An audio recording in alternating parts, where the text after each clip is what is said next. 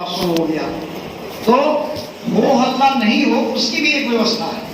जब हम कोई नई बात करना चाहते हैं तो उसकी भी एक व्यवस्था है। सेकंड है टेक रिस्क। अब जब हो हल्ला होगा तो हमारे पदाधिकारी अधिकारी वो बोलेंगे कैसे हो गया, क्या हो गया, तो कहेंगे आप निश्चिंत रहें, हमने इस व्यवस्था को प्रारंभ किया है और वो रिस्क लेकर के वो प्रारंभ करता है। यानी वो निडर होता है, वो निर्भीक होता है, वो अपने पर उसको सेल्फ कॉन्फिडेंस होता है। जो I will do this work, I can find my result, achieve my result, achieve my goal according to our strength. वो अपने स्ट्रेंथ के मुताबिक वो जानता है कि हम जो करना चाह रहे हैं, हम जो कदम उठाएं वो करके रखेंगे, और इसीलिए वो अपने गोल को चेंज नहीं करता है और विल ट्रस्ट, अपने आप पर वो विश्वास रखता है।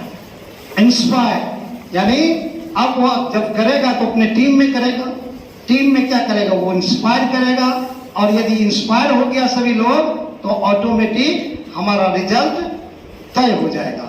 और रिजल्ट तय होने के बाद उसका जो पैरामीटर फिक्स होगा, हर व्यक्ति की एबिलिटी क्वालिटी अलग अलग है। कुछ लोग ऐसे होते हैं जो मैं अपना 6 घंटा काम किया, 6.5 घंटा, और उसके बाद घर चला जाऊं, कोई मतलब नहीं है, मुझे पैसा मिल जाए यही मतलब है। दूसरा मेंटलिटी क्या है, जो नहीं मैं आया हूं तो कोई हमको पहचाने, इसमें कोई क्षमता है। यदि उनको चांस दे दीजिए तो उनका ख्वाब बहुत बड़ा होता है, जो हमको वही बना देता ना तब हम काम करते हैं। कैसे बनोगे भाई, तुम्हारे में क्वालिटी दिखता नहीं है। आदमी उसको आगे बढ़ा रहा लेकिन वो आगे बढ़ता नहीं है, वो अपना समय नहीं दे पाता है। अपना समय वो सोने में दे देगा, बैठने में दे देगा, साथियों के साथ गप लड़ाने में दे देगा, वह व्यक्ति आगे नहीं बढ़ पाता। तो आगे बढ़ने के लिए उस व्यक्ति को कुछ ना कुछ नयापन लाना होगा, तो वो इंस्पायर करता है। इंस्पायर करने के बाद भी कुछ लेता है, इनोवेटिव। अब इनोवेटिव आइडिया सब आदमी जानते हैं, जो जनरल सब जगह हो रहा है, यदि वही आप भी काम कर रहे हैं तो आपका कोई देखने वाला कुछ होगा क्या? ये बातें तो मनोज जी सब जगह हो रही है। इसी तरह की पढ़ाई और राइटिंग तो सब जगह हो रही है, इसमें तो कोई डिफरेंट दिखता नहीं है। तो डिफरेंट दिखाने के लिए डिफरेंट तरह का काम करना पड़ता है, और उसके बाद उस व्यक्ति का आइडेंटिटी होता है, क्योंकि वह करने के लिए लीडर का काम नहीं है। लीडर की तो आइडेंटिटी है ही। लीडर ने किसी को भार दे दिया, जैसे लैंग्वेज लिटरेचर का काम करने का हमने 1-2 आदमी को भार दिया, आउटपुट दिखा नहीं, तो समझ में आता है वो व्यक्ति काम करने वाला नहीं है। वो व्यक्ति क्या है, डल है।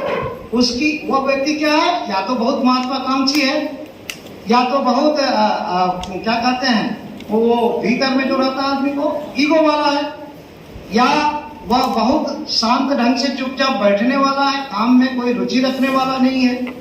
तो उस तरह के व्यक्ति को आगे बढ़ने का ईश्वर ने अधिकार नहीं दिया। हम आप किसी को नहीं बढ़ा सकते।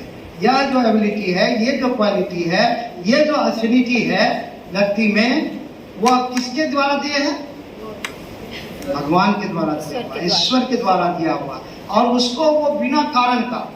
अभी आप देखते होंगे कभी कभी कोई व्यक्ति गिर रहा है और 10 व्यक्ति है, लेकिन कोई एक व्यक्ति एकदम पूरा जंप करके उसको बचाने का काम करता है। वो क्या है, वह क्या है? ईश्वर ने उसे ताकत दिया है। हर व्यक्ति के अंदर वही चीज छुपा हुआ है, लेकिन कोई उसको निकाल लेता है। उस व्यक्ति की पहचान उस झुंड में, उस ग्रुप में, उस सभा में हो जाती है, और जो उसको दबा के रखता है उसका कहीं न कहीं पहचान हो नहीं सकता, वो दबा ही रह जाता है। तो इस तरह को इंस्पायर करना, इनोवेट करना, नया चीज, promote learning. Promote learning means क्या?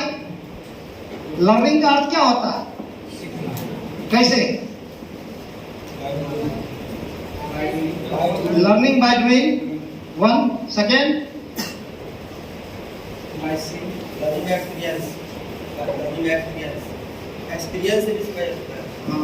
एक्सपीरियंस से भी सिखाया जाता है। कोई बोलिए, और दलाल कमीशन में काफी दिन तक चला था, बताइए। अरे भाई आप तो आचार्य जी हैं, दीदी जी हैं। इसमें से कितने लोग ऐसे हैं जिन्होंने हमारे एनईपी बुक को पढ़ा? पूछेंगे? वैसे नहीं हाथ उठाइएगा, पूछ देंगे। हमको 57 पेज याद है और 57 पेज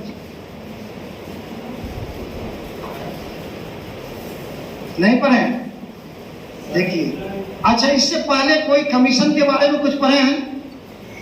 शिक्षा आयोग के कमीशन के बारे में? हाँ बोलिए, कौन सा कमीशन का नाम बताइए। सेंट्रल आयोग क्या पढ़े हैं? सेंट्रल आयोग शिक्षा कमीशन का सबसे पहला आयोग।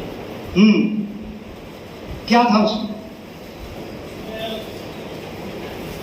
ध्यान में नहीं, चलो बैठे।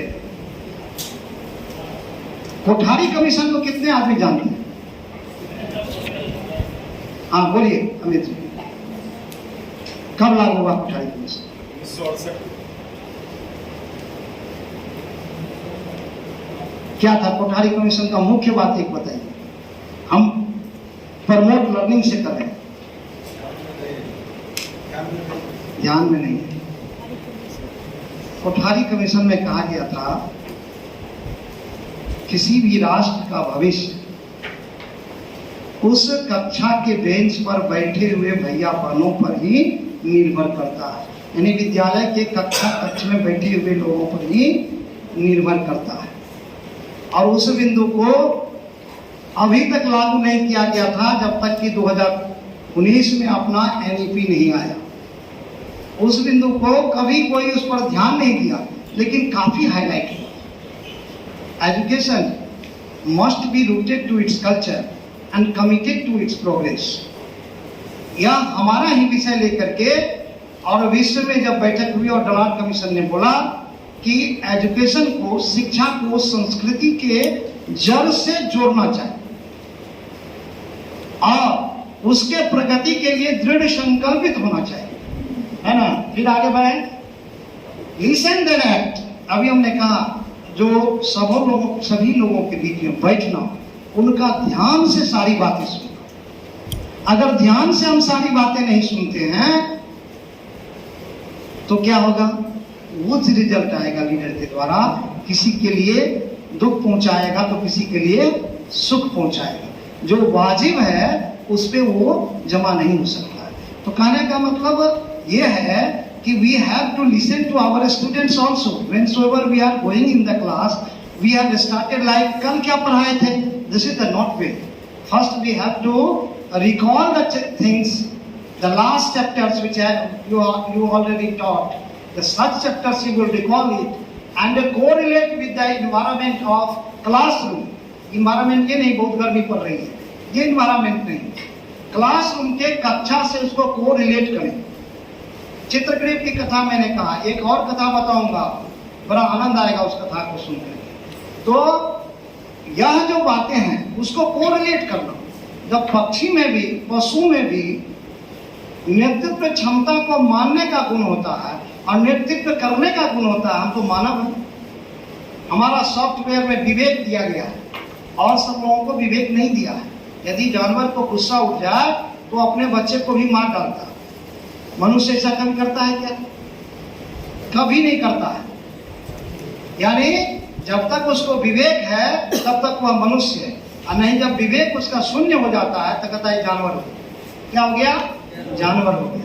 तो विवेक होने के कारण वह व्यक्ति आगे बढ़ता है। नेक्स्ट है लिसन, डू राइट थिंग्स। हमेशा जो वाजिब बातें हो वही करना चाहिए, हमेशा अच्छे कार्य को करना चाहिए। राइट थिंग्स मीन्स अच्छे कार्य को करना, दूसरे कार्य को नहीं करना, अच्छे कार्यों को करना। अभी हमारे यहाँ गवर्नर साहब आए थे, बच्चों के बीच में बैठे, देखिए क्या होता है लीडरशिप। और क्लास 9 के सारे बच्चों के साथ बैठे, 6 सेक्शन है अपने यहाँ क्लास में।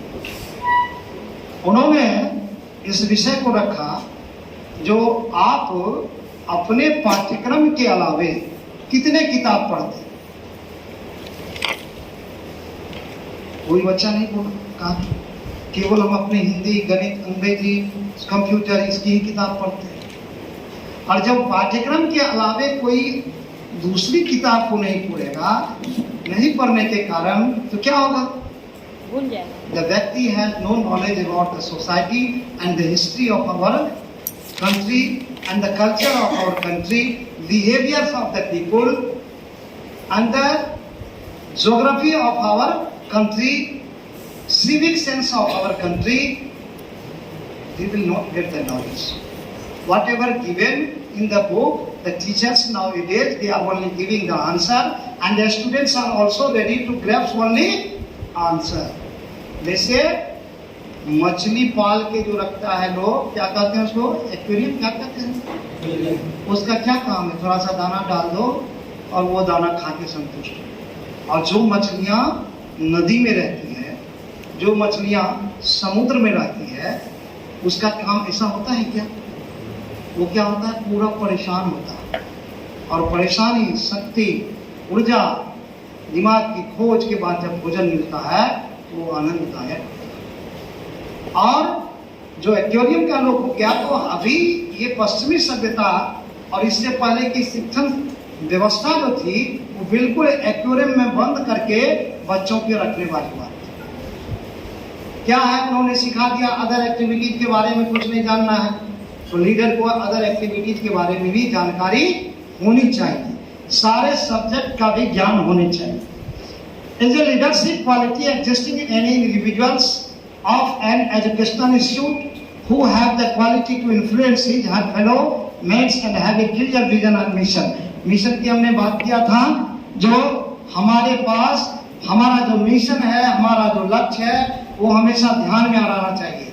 और दुखद ये होता है कि सबको याद लक्ष्य नहीं होता।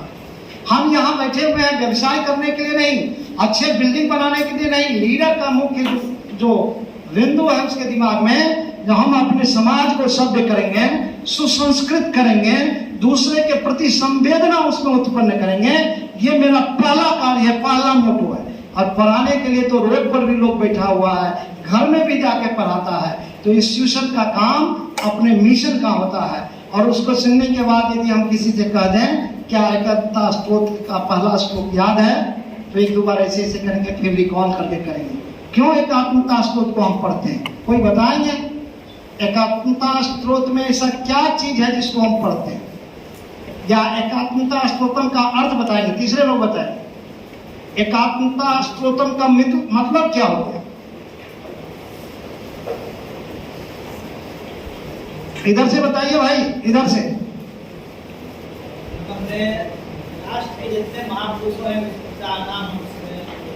नहीं, एकात्मता स्तोत्रम का अर्थ बताइए, शाब्दिक अर्थ।